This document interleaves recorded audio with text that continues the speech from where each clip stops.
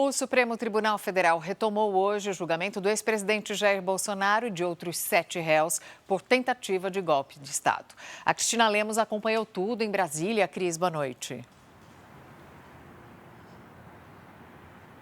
Boa noite, Mariana. Edu, foi de longe o dia mais tenso aqui no Supremo, com o voto do ministro relator Alexandre de Moraes, considerado duríssimo, se estendendo por mais de 5 horas. E ele condenou os 8 réus nos termos pedidos pela Procuradoria-Geral da República, inclusive com os agravantes.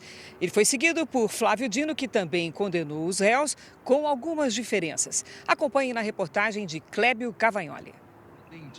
Com um voto que passou de 5 horas, o ministro Alexandre de Moraes reafirmou a validade da delação premiada do tenente-coronel Mauro Cid, ex-ajudante de ordens de Jair Bolsonaro.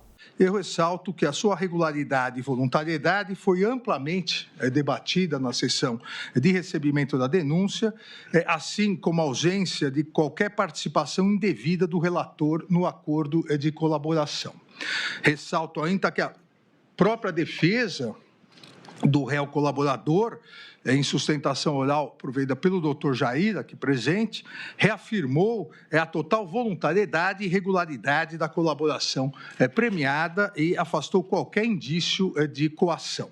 O ministro afirmou ainda que os réus utilizaram órgãos públicos para monitorar adversários políticos e desacreditar a justiça eleitoral e destacou que não há dúvidas de que um plano de golpe de Estado foi tramado. Esse julgamento não discute se houve ou não tentativa de golpe, se houve ou não tentativa de abolição ao Estado de Direito.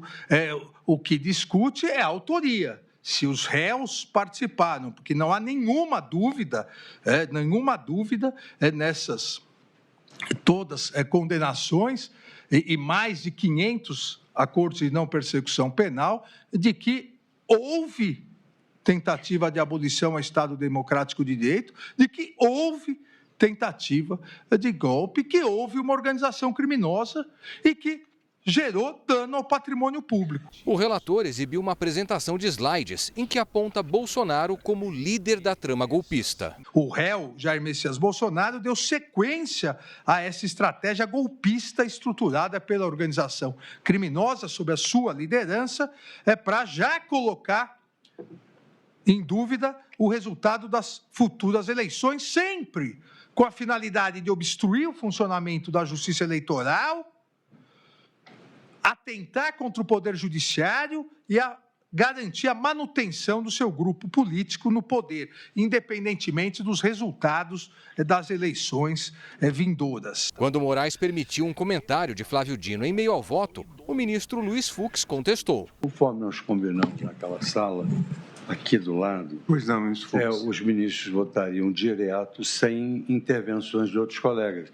Muito embora foi muito própria essa intervenção do ministro Flávio Dino, mas eu gostaria de cumprir aquilo que nós combinamos no momento em que eu votar. Mas essa parte foi pedido a mim, não a Vossa Excelência. Moraes concluiu o voto e se posicionou pela condenação de Jair Bolsonaro e dos outros 7 réus. Flávio Dino foi o segundo a votar e sinalizou penas menores para Alexandre Ramagem, Augusto Heleno e Paulo Sérgio Nogueira. Em relação ao Bolsonaro, aos réus Jair Bolsonaro e Braga Neto, não há dúvida que a culpabilidade é bastante alta.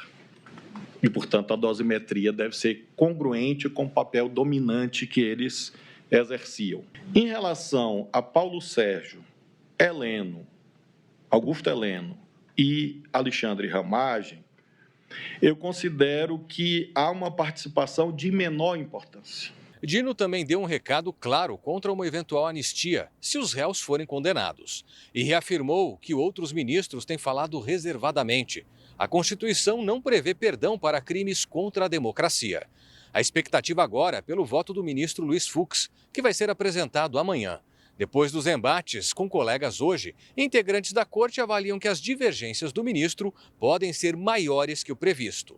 Depois de Fux, os votos de Carmen Lúcia e Cristiano Zanin são esperados para quinta-feira e a definição de eventuais penas para sexta-feira.